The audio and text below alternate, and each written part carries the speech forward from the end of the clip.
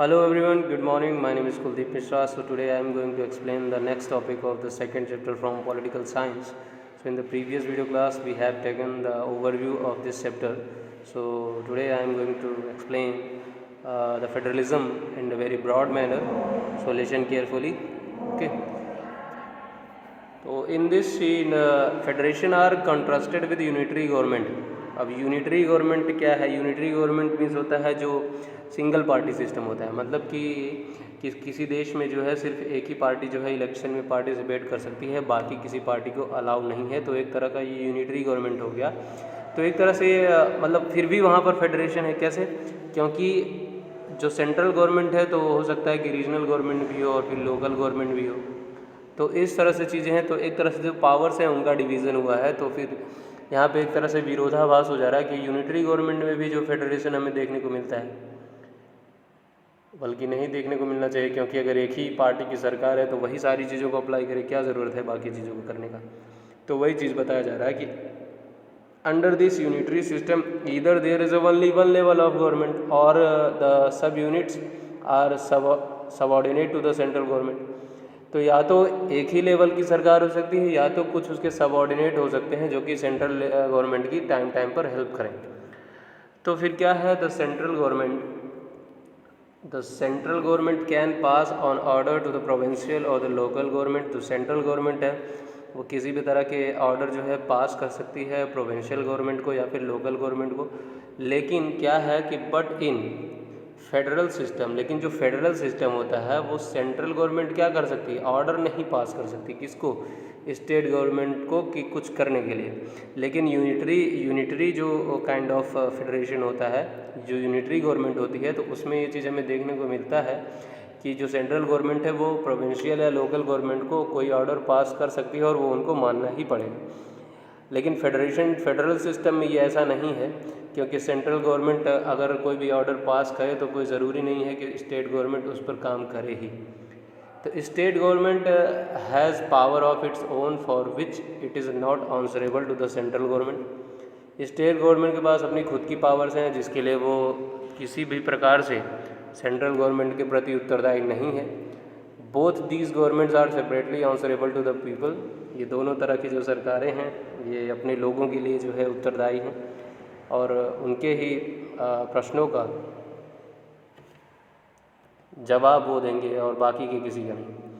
तो अब देखते हैं कि ये क्या उसके की फीचर्स हैं फेडरलिज्म के, उसको हम जानने की कोशिश करते हैं। ठीक है,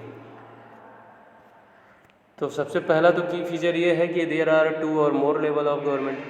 हो सकता है कि 2 या 2 से ज़्यादा लेवल की गवर्नमेंट हो। जैसे हमारे यहाँ हम सारी चीज़ों को इंडिया के पर्सपेक्टिव में देखेंगे। हमारे यहाँ सेंट्रल गवर्नमेंट है, फिर प्रोविंशियल गवर्नमेंट भी हमें देखने को मिलते हैं, फिर उसके बाद लोकल लेवल पे जो गांव में चुनाव होते हैं उसको भी देखने को मिलता है। तो एक तरह से क्या है कि जो गांव वाले चुनाव हैं वो राज्यों से जुड़े हुए हैं, राज्य केंद्र से जुड़ा हुआ है। तो ये एक तरह का फेडरेशन है जो एक दूसरे को आपस में जोड़े रखे। Different tiers of government govern the same citizen, but each tier has its own jurisdiction in a specific matter of legislation, taxation and administration. अब अगर देखा जाए कि जो हर स्तर पर जो सरकार है वो एक ही तरह के आदमियों को गवर्न कर रही है, मतलब उन्हीं की देखभाल कर रही है या फिर उन्हीं पर शासन कर रही है। लेकिन हर लेवल पर जो न्याय मतलब किया जाता है एक स्पेसिफिक मैटर का, चाहे वो लेजिस्लेशन के थ्रू हो या टैक्सेशन से रिलेटेड हो या एडमिनिस्ट्रेशन से थ्रू हो, हर लेवल पर अलग अलग होता है।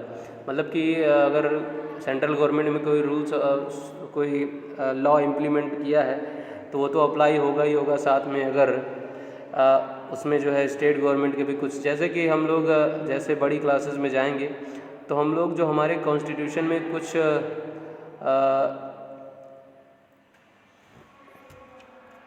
हमारे कॉन्स्टिट्यूशन में कुछ लिस्ट बनाई गई हैं सब्जेक्ट वाइज, जो कि कुछ ऐसे विषय हैं, कुछ ऐसे सब्जेक्ट हैं जिस पर सिर्फ सेंट्रल ही मतलब लॉ पास कर सकती है, कुछ ऐसे सब्जेक्ट हैं जिस पर सिर्फ स्टेट ही लॉ पास कर सकती है। तो उसी तरह से है कि सबके अलग अलग ज्यूरिसडिक्शन है, मतलब सबके अपने अपने दायरे हैं कानून के। तो उसी हिसाब से जो है वो अपने राज्य की या देश की सारी शासन व्यवस्था को बनाए रखते हैं। फिर क्या है third point The jurisdiction of the respective level of tiers of government are specified in the constitution, so the existence and authority of each tier government is constitutionally guaranteed. अब जो ये न्याय मतलब कि जो jurisdiction मतलब कि जो ये न्याय की जो व्यवस्था की गई है सभी तरह की जो लेवल की सरकारें हैं, तो उसमें क्या है कि इसके बारे में हमारे कॉन्स्टिट्यूशन में पूरी तरीके से लिखा गया है, बताया गया है। जैसे अभी हमने चर्चा की लिस्ट के बारे में, तो सबके अलग अलग सब्जेक्ट्स हैं कि अगर आपको इसी सब्जेक्ट पे लॉ बनाना है तो आप इस पे बनाओगे, अब बाकी की चीज़ों पर आपको कुछ नहीं करना है। So the existence and the authority of each tier of the government is constitutionally guaranteed. तो जो भी अधिकार है हर एक सरकार की, हर एक लेवल की सरकार की, वो हमारे कॉन्स्टिट्यूशन में जो है उसकी गारंटी दी गई है, जो कि प्रत्यक्ष दिखता है।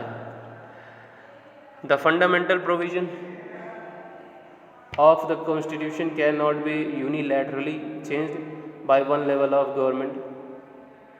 फंडामेंटल मतलब कि जो मूलभूत जो हमारे जो प्रोविजंस हैं जो कॉन्स्टिट्यूशन में हैं, वो कभी भी यूनिलैटरली नहीं हो सकते।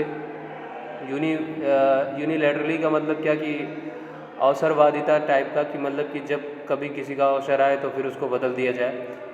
तो एक तरह अगर वन लेवल की गवर्नमेंट होगी तो ऐसा तो हो ही नहीं सकता कि जो भी हमारे फंडामेंटल प्रोविज़न है जो हमारे कॉन्स्टिट्यूशन में प्रोवाइड कराए गए हैं, तो उसको किसी भी तरह की जो है मतलब कि यूनिलैटरली अगर मतलब कि अवसर के मतलब कि अपने एक अवसर को भुनाने के लिए किसी एक तरह की सरकार द्वारा उसको चेंज नहीं किया जा सकता। Such changes require the consent of the both of the level of government. इस तरह के चेंजेस के लिए जो है मतलब कि दोनों लेवल की सरकारों की सहमति आवश्यक है।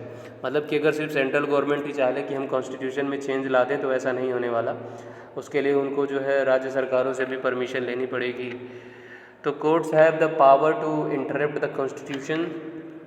अब देखिए आप यहाँ पर 5th number point, courts have the power to interpret the constitution and the power of the different level of government. जो न्यायपालिका है उसके पास ये शक्तियाँ हैं कि वो जो भी कॉन्स्टिट्यूशन के मैटर में वो क्या करते हैं, हस्तक्षेप करे, और जो भी सरकारों के पावर्स हैं डिफरेंट लेवल पे उस पर भी वो हस्तक्षेप कर सकती है। The highest courts act as an umpire if dispute arise between different level of government in the exercise of their respective powers. तो हाई कोर्ट का एक तरह से जो सुप्रीम कोर्ट है उसका यही रोल है कि जब कभी भी दो राज्यों के बीच में केंद्र और राज्य सरकारों के बीच में किसी भी तरह का कन्फ्लिक्ट देखने को मिलता है तो इसमें जो है बीच बचाव का काम जो है कौन करता है, यही हमारी न्यायपालिका ही करती है, या हाई कोर्ट या सुप्रीम कोर्ट ही करती है। Sources of revenue from each level of government are clearly specified to the ensure its financial autonomy. जो भी रेवेन्यू के सोर्सेज हैं दोनों तरह की सरकारों के लिए, तो वो हमारे कॉन्स्टिट्यूशन में क्लियरली मतलब स्पष्ट तरीके से जो है दिखा दिया गया है कि आप अपने अर्थव्यवस्था को, अपने पर्टिकुलर राज्य की अर्थव्यवस्था को चलाने के लिए किस तरह से सारी चीज़ें करेंगे, किस तरह से रेवेन्यू कलेक्ट करेंगे, तो वो सारी चीज़ें आप पर ही डिपेंड है। उसमें मतलब इसी तरह से हम लोग देखते होंगे कुछ ऐसे भी टैक्सेस हैं जो, जैसे कि एक CGST देखने को मिलता है जो कि सेंट्रल GST है, फिर एक SGST भी देखने को मिलता है जो स्टेट का GST है। तो दोनों लेवल पर एक तरह से टैक्सेस लग रहे हैं ना, तो इसीलिए कि मतलब कि जो स्टेट गवर्नमेंट को जो रेवेन्यूज़ मिल रहे हैं तो वो अपने राज्य की जितने भी वेलफेयर हो सके उसको कर सके, और जो सेंट्रल पे मिल रहा है तो वो तो सबके लिए सोचेगा। 7 नंबर पॉइंट क्या है कि द फेडरल सिस्टम दस हैज़ अ ड्यूअल ऑब्जेक्टिव्स। जो संघीय पद्धति होती है, फेडरल मीन्स होता है संघीय। अब संघ में मतलब आप समझ सकते हो कि संघ कैसे बनता है, छोटे छोटे लोगों से मिलकर एक संघ का निर्माण होता है। तो वही चीज़ बात की जा रही है कि जो एक संघीय पद्धति है उसके 2 उद्देश्य होते हैं। सबसे पहली चीज़ कि to safeguard and promote unity of the country, मतलब कि जो देश की एकता और अखंडता है उसको बचाए रखना, while at the same time accommodate regional diversity, और साथ साथ में जो मतलब कि भौतिक विभिन्नताएं हैं जो क्षेत्रीय विभिन्नताएं हैं इनको भी संजोए रखना। देयरफॉर इसीलिए जो है 2 aspects are crucial for the institution and the practice of federalism.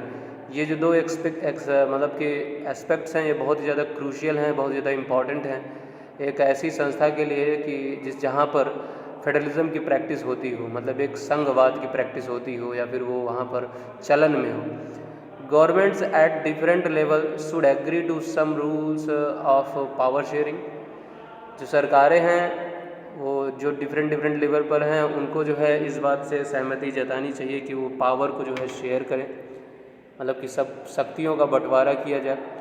They should also trust that each would abide by its part of the agreement. और उनको इस बात पर भी विश्वास जताना चाहिए कि सभी के लिए जो है मतलब कि abide by its part of the agreement, मतलब कि जितने भी लेवल की जो गवर्नमेंट हैं उन पर जो है विश्वास जताना चाहिए और उनको एक जो है ये भी बताना चाहिए कि आप भी इस एग्रीमेंट के, मतलब कि जो भी व्यवस्था बनाई गई है इसके आप कहीं ना कहीं हिस्से हो।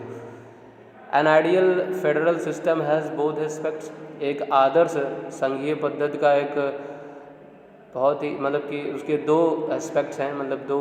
पहली चीज़ तो क्या कि म्यूचुअल ट्रस्ट, दूसरा एग्रीमेंट टू लिव टुगेदर, कि आपस में जो विश्वास है वो बना रहे और साथ साथ में एक ऐसा एग्रीमेंट जिसमें सब दोनों लोग साथ चल सकें। The exact balance of power between the central and state government varies from one federation to another. अगर हम बैलेंस की बात करें सेंट्रल और स्टेट गवर्नमेंट की, तो वो जो है एक संघ से दूसरे संघ के बीच में हमेशा बना रहना चाहिए, क्योंकि अगर इसमें जो है अगर दिक्कतें आएंगी, जैसे कि अगर एक राज्य की सरकार केंद्र सरकार की कार्यशैली से बिल्कुल खुश नहीं है तो उनके बीच में बैलेंस जो है वो बिगड़ सकता है। तो इस बात का हमें ध्यान रखना चाहिए कि हम अपने बैलेंस को बना कर रखें और जिससे कि हम अपने लोगों को के वेलफेयर के बारे में सोच सकें। This balance depends mainly on the historical contents in which the federation was formed. ये जो बैलेंस है ये डिपेंड करता है कि जो भी हमारे जो ऐतिहासिक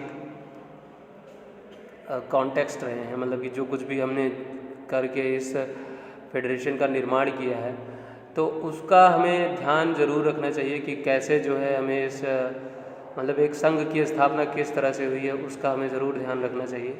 there are 2 kinds of routes through which the federation have been formed. यहाँ पर बताया गया है कि यहाँ पे 2 तरह के रास्ते हैं जिनसे जो है फेडरेशन का निर्माण हुआ है। The first route involve independent state coming together on their own to form a bigger unit. तो जो पहला रास्ता है वो इसमें ये है कि इन्वॉल्व्स इंडिपेंडेंट स्टेट्स, जो सभी स्वतंत्र राज्य हैं उनको एक साथ मिलाकर coming together on their own to form a bigger unit, मतलब कि ये सभी एक साथ आकर एक बड़े यूनिट का इन्होंने जो है क्या किया, निर्माण किया। मतलब अब इंडिया में जो है जब मतलब ये आज़ाद हुआ हमारा देश 1947 में, तो उस समय जो है बहुत ज़्यादा रियासतें थी, कम से कम 500 से ज़्यादा रियासतें थीं और उन सभी को जो है इकट्ठा किया गया और एक नए राष्ट्र का निर्माण किया गया जिसको आज हम भारत के नाम से जानते हैं। तो वही चीज़ बताया जा रहा है कि जो सबसे पहला रास्ता यही था कि सारे इंडिपेंडेंट स्टेट सभी साथ में आए और उन्होंने एक बिगर यूनिट का फॉर्मेशन किया, so that by pooling sovereignty and retaining identity they can increase their scrutiny security जिससे कि वो क्या कर सकें कि अपनी जो संप्रभुता है, अपनी जो पहचान है उसको बढ़ा सकें और अपनी संप्रभुता और जो पहचान उसको जो है और बढ़ा सकें। This type of coming together federation include the USA, Switzerland, Australia. इसी तरह का जो फेडरेशन हमें बाकी के कंट्रीज़ में देखने को भी मिलता है, जैसे कि USA हो गया, स्विट्ज़रलैंड हो गया, ऑस्ट्रेलिया हो गया। तो in this first category of federation all the constituent state usually have equal powers and are strong वाइज वर्स द फेडरल गवर्नमेंट। तो इस तरह की जो कैटेगरी होती है फेडरेशन की, तो इसमें सारे जो स्टेट हैं उनमें जो शक्तियों का मतलब कि जो पावर्स हैं वो इक्वली डिवाइड होती हैं और ये जो है क्या होता है कि are strong vis-a-vis the federal government, और ये एक तरह से जो संघीय सरकार होती है उससे जो है उसके कंपैरिजन में जो है मतलब एक तरह से जो संघीय सरकार है वो इससे बहुत उसको मजबूती मिलती है। द सेकेंड रूट क्या है? The second route is the where a large country decides to divide its power between the constituent states and the national government. जो दूसरा रास्ता है कि उसमें क्या होता है कि एक जो बड़ा देश होगा वो क्या निर्णय लेगा कि वो अपने पावर्स को जो है राज्य में भी बांटेगा और साथ साथ में जो राष्ट्रीय सरकार है उसमें भी बांटेगा, जैसे कि हमारे यहाँ। तो जैसे कि इसके इंडिया, स्पेन, बेल्जियम कुछ एग्जांपल हैं this kind of holding together federation. इसको जो है हम होल्डिंग टुगेदर फेडरेशन बोलेंगे, और जहाँ पर सभी स्टेट्स में इक्वल पावर होती हैं वो कमिंग टुगेदर फेडरेशन कहलाता है, और जहाँ पर जो है पावर को शेयर किया जाता है वो होल्डिंग टुगेदर फेडरेशन है। In this second category the central government tends to be more powerful vis-a-vis the. यहाँ पर जो हमें ये दिखाया गया कि यहाँ जो सेंट्रल गवर्नमेंट है वो स्टेट गवर्नमेंट के कंपैरिजन में थोड़ा ज़्यादा पावरफुल है। Very often different constituent units of the federation have unequal powers. और हमने प्रायः देखा है कि जो हमारे संवैधानिक इकाइयाँ हैं उसमें जो है जो फेडरेशन है संघ कुछ अनइक्वल पावर्स मिली हैं। जैसे यहाँ पर हम देखते हैं कि कई जगहों पर हमें देखने को मिलता है कि जो केंद्र सरकार है उसके पास राज्य के कंपैरिजन में थोड़ा ज़्यादा पावर्स हैं। तो some units are granted special powers, और इनको जो है हम जो है एक स्पेशल पावर की कैटेगरी में रखते हैं। So for today that's it. So in the next video class we will discuss about this topic, what makes India a federal country. So for today that's it. Thank you. Have a good day.